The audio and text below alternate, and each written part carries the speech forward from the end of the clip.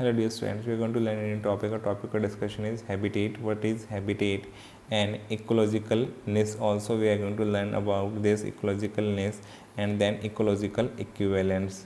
This video is going to be very important. For exam point of view, question has come from these topics in exam, and in future also you will see question from this part in exam also. Therefore watch the video till the end to learn all these concepts. Hello प्यारे बच्चों, इस video में discuss करने वाले एक नया part, हमारा नया टॉपिक होने वाला है हैबिटेट, साथ में इकोलॉजिकलनेस क्या होता है और इकोलॉजिकल इक्विवेलेंट्स क्या होती है, हम डिस्कस करने वाले हैं। ये सबसे इम्पॉर्टेंट टॉपिक है, यहाँ पे एग्जाम में इनसे क्वेश्चंस कॉमनली पूछा जाता है, इसलिए वीडियो बहुत ही इंपॉर्टेंट होने वाला है। वीडियो को एंड तक देखना है, ध्यान से देखना है। एग्जाम में कैसे क्वेश्चन आए हैं ये मैं आपको यहाँ पर डिस्कस करके बताऊँगा। My name is Deepak Lathar, I am going to explain all this in video. Now let's start the video. यहाँ पे डिस्कस करने वाले हैं बेटा हैबिटेट के बारे में। हैबिटेट क्या होता है, देखो यहाँ पे कह रहा है कि डिफरेंट हैबिटेट हम बायोम्स के अंदर ही डिवाइड कर सकते हैं। जैसे हमारे प्लैनेट अर्थ पे बहुत सारी, यहाँ पे कह रहा है कि life exist not only a few favourable habitat but also extreme और हार्श हैबिटेट में भी लाइफ एग्जिस्ट करती है। चाहे राजस्थान के डेजर्ट हो या रेंज ऑफ मेघालय हो या डीप ओशन ट्रेंचेज हो या टॉन्सियल स्ट्रीम हो या permafrost snow laden polar region है, उसमें भी लाइफ वहाँ पे मिलेगी आपको। हाई माउंटेन टॉप्स है उनमें भी मिलेगी आपको। थर्मल स्प्रिंग्स के अंदर भी देखने को मिलेगी। स्टिकिंग कंपोस्ट में भी और इवन इंटेस्टाइन में भी माइक्रोब्स के लिए हैबिटेट है। तो हैबिटेट क्या होता है हम ये पढ़ने वाले हैं। हैबिटेट का डेफिनेशन बहुत सिंपल सा है, अगर बायोम के अंदर एनी रीजनल लोकल वेरिएशन देखने को मिलती है तो वो उस बायोम के हैबिटेट कहलाती हैं। तो एनी रीजनल और local variations in each biome lead to the formation of variety of habitat. क्या बन जाएंगे, उस बायोम के अंदर बहुत सारे हैबिटेट का क्रिएशन हो जाएगा। तो अगर यहाँ पे एनी रीजनल लोकल वेरिएशन आती है in each biome that leads to the formation of variety of habitat, वहाँ पे क्रिएट हो जाते हैं। हैबिटेट में क्या इंक्लूड होता है बेटा, जो हैबिटेट हमने कंसिडर किए हैं बायोम में, एबायोटिक कंपोनेंट भी होते हैं और बायोटिक कंपोनेंट, दोनों ही मिलके क्या बनाते हैं, that create the habitat. Abiotic component क्या है, वहाँ के फिजिको और केमिकल फैक्टर हैं, जैसे कि लाइट, टेम्परेचर, वाटर, सोयल। ये एबायोटिक कंपोनेंट क्या है, हैबिटेट को आइडेंटिफाई करवाने में रोल प्ले करते हैं और या किसी बायोम के अंदर एक पर्टिकुलर रीजन की अलग हैबिटेट बनाने में रोल प्ले करते हैं। बायोटिक कंपोनेंट भी होंगे। बायोटिक में जैसे कि ऑर्गेनिज्म के साथ पैथोजन कौन है जो उसको डिजीज कॉज कर सकता है, पैरासाइट्स कौन है किसी ऑर्गेनिज्म के, किसी स्पीसीज़ के, प्रेडेटर कौन है उस स्पीसीज़ के, या कंपीटिटर कौन सा उस स्पीसीज़ के। तो इस तरह के अगर हम सब बायोटिक और एबायोटिक को देखेंगे तो हम उस रीजन की हैबिटेट को हम डिफाइन कर सकते हैं। तो हैबिटेट क्या है, किसी भी बायोम के अंदर कोई भी रीजनल या लोकल वेरिएशन जो होती है उसकी वजह से नए हैबिटेट क्रिएट हो सकते हैं, जिसको एबायोटिक और बायोटिक कंपोनेंट को पहचान करके हम बता सकते हैं कि किस तरह की हैबिटेट है।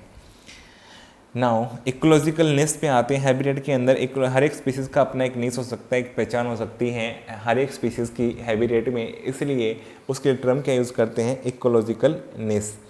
Concept given by J Grinnell scientist ने एक्सप्लेन किया था कि हैबिटेट के अंदर हर एक स्पीसीज़ का अपना एक निस होता है, जिससे वो अपना सपोर्ट करता है इकोसिस्टम को या उनकी सर्विसेज को फ़ायदा उठाता है। तो फिर कहता है कि इकोलॉजिकलनेस डिफाइन कैसे करेंगे, each organism comprise of that is invariably defined range of condition that it can tolerate. कह रहा है कि इकोलॉजिकलनेस से ये पता लगता है कि कोई भी स्पीसीज जो है किस रेंज ऑफ कंडीशंस में, किस टेम्परेचर रेंज में सर्वाइव करता है। हाई टेम्परेचर रेंज में या लो टेम्परेचर रेंज के अंदर या फिर मीडियम वाले, तो उसकी टेम्परेचर कंडीशन से लेकर के दूसरी कंडीशंस अगर डिफाइन हो कर सकते हैं तो उसका हम इकोलॉजिकलनेस भी डिफाइन कर सकते हैं। तो इससे हमें उसकी पता लग जाएगी वहाँ पे उसकी रेंज ऑफ कंडीशन जिसको टॉलरेट कर रहा ऑर्गेनिज्म वो कैसी है। इसके अलावा डाइवर्सिटी और रिसोर्सेज यूटिलाइज किस तरह से ऑर्गेनिज्म किन रिसोर्सेज पे डिपेंड करता है, तो उसको हम आइडेंटिफाई कर सकते हैं कि यहाँ पे प्रोड्यूसर है, कंज्यूमर है, किस तरह का उसका रोल है, तो उसकी निस्क के अकॉर्डिंग हम उसको डिफाइन कर सकते हैं। तो डाइवर्सिटी और रिसोर्सेज कौन से यूटिलाइज कर रहा है ऑर्गेनिज्म, तो ये आइडेंटिफाई कर सकते हैं। साथ में डिस्टिंक्ट फंक्शन रोल क्या है उसका इकोलॉजिकल सिस्टम के अंदर, इकोसिस्टम के अंदर उसका रोल क्या है, प्रोड्यूसर है, कंज्यूमर है, सेकेंडरी कंज्यूमर है। तो इस तरह से अगर उसके रोल को हम डिफाइन कर पाएंगे तो हम उस स्पीसीज़ के पर्टिकुलर उस हैबिटेट में उसकी जो पोजीशन होगी उसको भी हम कम्प्लीटली आइडेंटिफाई करके बता पाएंगे। तो ये सारे मिलकर के कंट्रीब्यूट करते हैं एक इकोलॉजिकल निस बनाने के लिए। तो किसी भी ऑर्गेनिज्म का अगर निस बताना तो हमें क्या पता करना पड़ेगा, एक तो उसकी डिफाइंड रेंज ऑफ कंडीशन जिसमें टॉलरेट करता है वो हमें पता होनी चाहिए, साथ में डाइवर्सिटी और रिसोर्सेज जिनको यूटिलाइज करता है ऑर्गेनिज्म या स्पीसीज ये पता होना चाहिए हमें। ठीक है, ऑर्गेनिज्म किसी स्पीसीज का ही तो पार्ट होता है, ठीक है, ये आप समझ गए। अब देखो डिस्टिंक्ट फंक्शन रोल उसका क्या है, वो स्पेसिस प्रोड्यूसर से बिलोंग करता है, प्राइमरी लेवल से या कंज्यूमर लेवल से बिलोंग करता है, कंज्यूमर लेवल कहाँ पे बिलोंग करता है, तो ये उसके इकोसिस्टम के अंदर रोल क्या है उससे पता लगेगा फूड चेन में उसका रोल कहाँ पे है एक्चुअल में। तो ये सारी चीज़ें अगर आप डिफाइन कर दें क्या बन जाएगा बेटा, इकोलॉजिकलनेस। कह रहा है कि कोई भी each species has a unique ecological niche, कह रहा है किसी दो स्पीसीज का सेमनेस नहीं हो सकता कभी भी, कुछ ना कुछ उनके अंदर वेरिएशन आएगी, या तो क्या आएगी उनके अंदर रेंज ऑफ कंडीशंस टॉलरेट करते हैं उसमें चेंज आएगा, या डाइवर्सिटी ऑफ रिसोर्सेज इनको यूटिलाइज करते हैं वो अलग अलग हो सकते हैं, उनमें डिफरेंस हो सकता है, या उनका फंक्शनल रोल अलग अलग हो सकता है। तो इनमें से किसी तीनों में से एक में वेरिएशन आ गई तो उसका नेस क्या हो जाएगा, डिफरेंट हो जाएगा।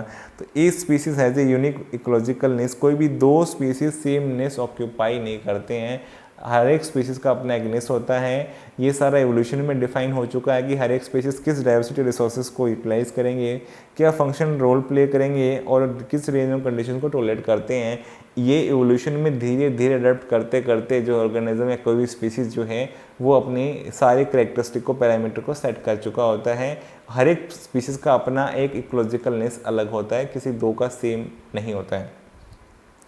नेक्स्ट बता रहा है इकोलॉजिकल इक्विवेलेंट्स क्या होते हैं बेटा, देखो if two species occupy the same ecological niche in two different geographical region, कह रहा है उनका इकोलॉजिकलनेस सेम जैसा है लेकिन सेम एरिया में नहीं है, सेम एरिया में नहीं हो सकता। जो ऊपर की बात थी ना ए स्पीसीज है यूनिक इकोलॉजिकलनेस, वो कहाँ अप्लाई होती है, same area sorry same area में जो है सेम इकोलॉजिकलनेस हो सकता है, दूर डिस्टेंस वाले एरिया में पॉसिबल हो सकता है कि सबका दो स्पीसीज का सेम इकोलॉजिकलनेस है, वो जोग्राफिकली अलग अलग एरिया में है, डिफरेंट एरिया। मान लो एक स्पीसीज एशिया में है, दूसरा स्पीसीज जिसका इकोलॉजिकलनेस सेम है वो कहाँ पे है, अफ्रीका में है, तो ये काफ़ी ज़्यादा डिफरेंस हो गया इन दोनों की जोग्राफिकल कंडीशंस में। तो if two species occupy the same ecological niche in two different geographical region और habitat are called ecological equivalent. जैसे बता रहा है owl and cat feeding on mice and shrew, तो यहाँ पे ओवल कैट जो फीड करते हैं माइस श्रू के ऊपर, तो ये क्या करते हैं बेटा, इकोलॉजिकल इक्विवेलेंट का एग्जांपल है। ये अलग अलग जोग्राफिकल कंडीशंस में जो है अपना यहाँ पे सर्वाइव करते हैं और इनका इकोलॉजिकलनेस सेम टाइप का है, ओवल एंड कैट का जो है फीडिंग अपॉन माइस और श्रू के ऊपर यहाँ पे फीड करते हैं। तो ये कहलाते हैं इकोलॉजिकल इक्विवेलेंट। और भी एग्जांपल हो सकते हैं, आपको डेफिनेशन याद रखनी है, जिनका सेम इकोलॉजिकलनेस है but they are present in two different geographical regions और habitat, they are called as ecological equivalent. तो यहाँ पे हमने देखा कि हैबिटेट क्या होता है, हैबिटेट का डेफिनेशन समझा, फिर इकोलॉजिकलनेस समझा, इकोलॉजिकलनेस का हमने यहाँ पे एग्जांपल भी देखा कि किस तरह से इकोलॉजिकल इक्विवेलेंट जो है वो भी हो सकते हैं यहाँ पे प्रेजेंट। तो किस तरह से यहाँ पे हैबिटेट का कितना इंपॉर्टेंट रोल है फॉर बायोम। तो बायोम समझने के लिए हमें क्या समझना पड़ेगा बेटा, बायोम समझने के लिए हैबिटेट समझना पड़ेगा और इकोलॉजिकलनेस को समझना पड़ेगा, तो हम इजीली यहाँ सारे क्वेश्चंस के आंसर कर पाएंगे। एग्जाम में इकोलॉजिकल इक्विवेलेंट भी आ चुका है, इकोलॉजिकलनेस भी आ चुका है, और यहाँ पे हैबिटेट क्या होता है ये भी आ चुका है, इसके कितने कंपोनेंट होते हैं ये भी एग्ज़ाम में आ चुका है। तो मुझे उम्मीद है सारी बातें आपको समझ में आ चुकी होंगी, एग्ज़ाम में क्या क्या क्वेश्चन आते हैं, कैसे आपको आंसर करना है। अगर आपको वीडियो पसंद आए तो वीडियो को लाइक करो, कमेंट करके बताओ, चैनल पे नए चैनल को सब्सक्राइब करो, अपने फ्रेंड्स के साथ शेयर करो। Thank you for watching the video.